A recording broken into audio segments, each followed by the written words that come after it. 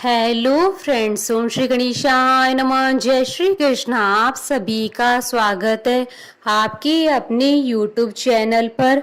Friends, आज हम आपको इस वीडियो में बताने जा रहे हैं वैशाख महीने की वरुथनी एकादशी की कथा, पूजा विधि, महत्व, नियम और माँ उपाय के बारे में। फ्रेंड्स, वीडियो शुरू करने से पहले आपसे रिक्वेस्ट है, अगर आप हमारे चैनल पर नए हैं और आपने अभी तक चैनल को सब्सक्राइब नहीं किया है तो प्लीज सब्सक्राइब कीजिएगा चैनल को, साथ ही प्रेस कीजिएगा बेल आइकन को, जिससे नए वीडियो से रिलेटेड नोटिफिकेशन आपको तुरंत प्राप्त हो सके। और वीडियो पसंद आने पर वीडियो को लाइक और शेयर जरूर कीजिएगा और कमेंट बॉक्स में जय श्री कृष्णा जरूर लिखिएगा। सनातन धर्म में एकादशी तिथि का बहुत महत्व बताया गया है और उसका व्रत मोक्षदायक माना जाता है। वैशाख के महीने की कृष्ण पक्ष की एकादशी तिथि को वरुथनी एकादशी के नाम से जाना जाता है। इसे वरुथनी ग्यारस भी कहा जाता है। शास्त्रों में इस एकादशी का बहुत महत्व बताया गया है। पद्म पुराण के अनुसार इस एकादशी के व्रत से समस्त पाप व ताप नष्ट हो जाते हैं। मान्यता है कि इस लोक के साथ साथ व्रती का परलोक भी सुधर जाता है। वैसे तो भारतीय संस्कृति में 26 एकादशियों को अमोघ फल देने वाला बताया गया है, किंतु वरुथनी एकादशी को दुख, दरिद्रता और कष्ट मुक्ति के लिए विशेष रूप से प्रभावी माना गया है। साल 2024 में वैशाख मास की कृष्ण पक्ष की एकादशी तिथि 4 मई 2024 शनिवार के दिन है। साल 2024 की वैशाख मास की वरुथनी एकादशी के दिन त्रिपुष्कर योग का संयोग भी बन रहा है। इस योग में किए हुए किसी भी कार्य में विशेष सफलता प्राप्त होती है। इस दिन जो भी भक्त सच्चे मन से उपवास, दान, तर्पण और विधि विधान से पूजा करते हैं, उन्हें मोक्ष की प्राप्ति होती है। उनके सभी पापों का अंत होता है। मान्यता है कि जितना पुण्य कन्यादान, हजारों वर्षों की तपस्या और स्वर्ण दान से मिलता है, उससे भी अधिक फल वरुथनी एकादशी का उपवास करने से मिलता है। साथ ही घर में सुख, शांति और समृद्धि का वास होता है। फ्रेंड्स, अब आइए जानते हैं वरुथनी एकादशी के शुभ मुहूर्त के बारे में। हिंदू पंचांग के अनुसार साल 2024 में वरुथनी एकादशी का व्रत 4 मई 2024 शनिवार के दिन है। वैशाख कृष्ण एकादशी तिथि प्रारंभ होगी 3 मई 2024 को रात्रि 11:24 पर और वैशाख कृष्ण एकादशी तिथि का समापन होगा 4 मई 2024 को रात्रि 8:38 पर। व्रत पारण का समय रहेगा 5 मई 2024 को सुबह 5:45 से सुबह 8:25 तक और हरिवासर समाप्ति का समय रहेगा 5 मई 2024 को शाम 5:41 पर और त्रिपुष्कर योग का प्रारंभ होगा रात्रि 8:38 से रात्रि 10:07 तक। फ्रेंड्स, अब आइए जानते हैं वरुथनी एकादशी की पूजन विधि के बारे में। वरुथनी एकादशी के दिन भगवान विष्णु के वरा रूप की पूजा का विशेष महत्व है। एकादशी का व्रत रखने के लिए दशमी के दिन ही रात्रि में भोजन न करें। दशमी के दिन उड़द, मसूर, चना, शाक, शहद, किसी दूसरे का दिया हुआ अन्न या भोजन ग्रहण नहीं करना चाहिए। इस दिन खरबूजे का फलहार करने का महत्व है। एकादशी के दिन प्रातःकाल स्नान आदि के पश्चात सूर्य देव को अर्घ्य दें और व्रत का संकल्प लेकर भगवान विष्णु के वरा अवतार की पूजा करें। साफ चौकी लेकर उस पर पीला कपड़ा बिछाकर उस पर सप्त धान्य 7 प्रकार के अनाज रखकर मिट्टी का कलश स्थापित करें और भगवान नारायण की मूर्ति या तस्वीर को गंगा जल से स्नान कराकर गंध, सफेद पुष्प, धूप वगैरह समर्पित करें, उनकी आरती करें। भगवान नारायण को तुलसी बहुत प्रिय है, इसलिए उन्हें तुलसी दल भी समर्पित करना चाहिए और वरुथनी एकादशी की व्रत कथा सुने। इस दिन विष्णु सहस्त्र नाम का पाठ करना चाहिए और दान देना चाहिए।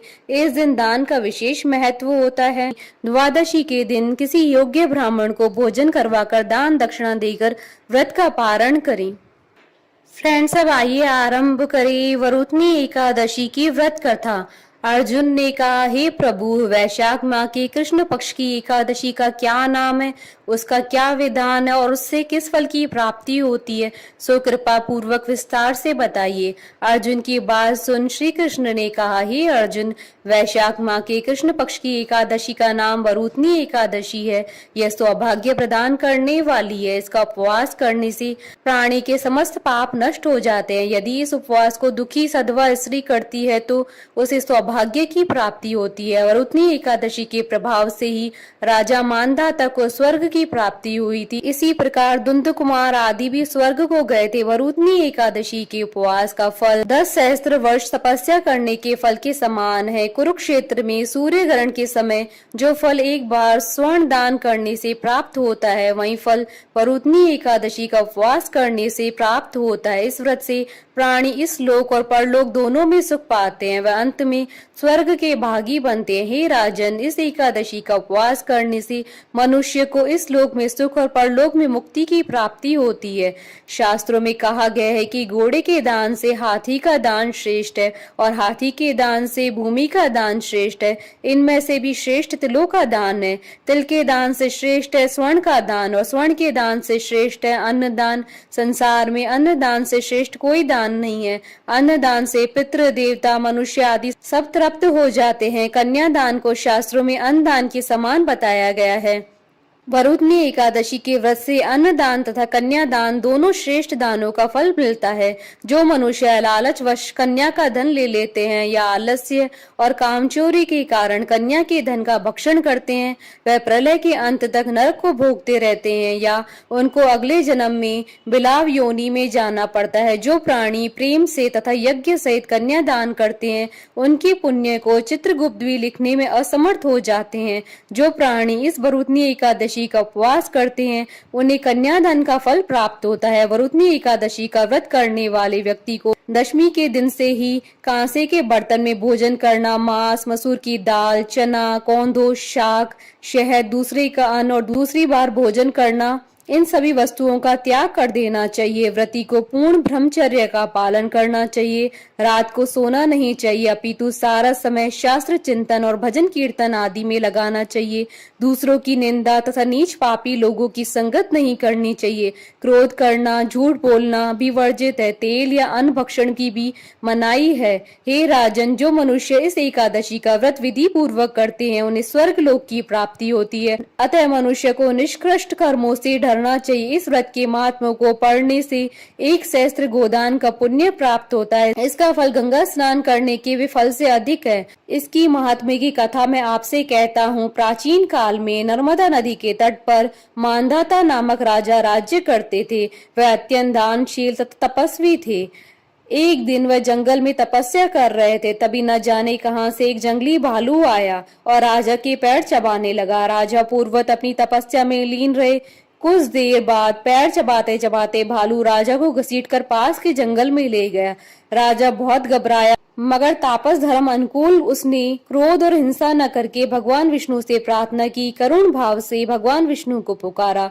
उसकी पुकार सुनकर भगवान श्री हरि विष्णु प्रकट हुए। उन्होंने चक्र से भालू को मार डाला। राजा का पैर भालू पहले ही खा चुका था। इससे राजा बहुत ही शोकाकुल हो गए। उसे दुखी देखकर भगवान विष्णु बोले, हे वत्स, शोक मत करो, तुम मथुरा जाओ और वरुथनी एकादशी का व्रत रखकर मेरे वराह अवतार मूर्ति की पूजा करो। उसके प्रभाव से पुनः सुदृढ़ अंगों वाले हो जाओगी।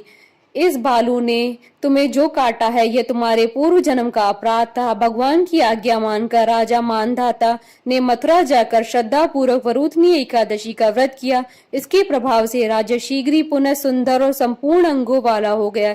इसी एकादशी के प्रभाव से राजा मानधाता स्वर्ग गए।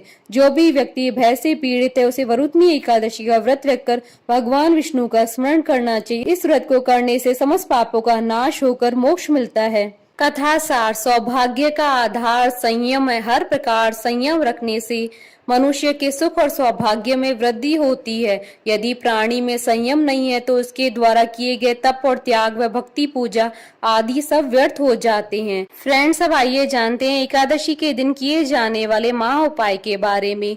एकादशी के दिन माता तुलसी जी के आगे देसी घी का दीपक जलाकर तुलसी नामाष्टक का 108 बार पाठ करने से व्यक्ति की सभी मनोकामनाएं पूरी हो जाती है। बोलिए भगवान विष्णु की जय, सनातन धर्म की जय। हमारे साथ इस वीडियो में अंत तक बने रहने के लिए आपका धन्यवाद। ओम श्री गणेशाय नमः। जय श्री कृष्णा।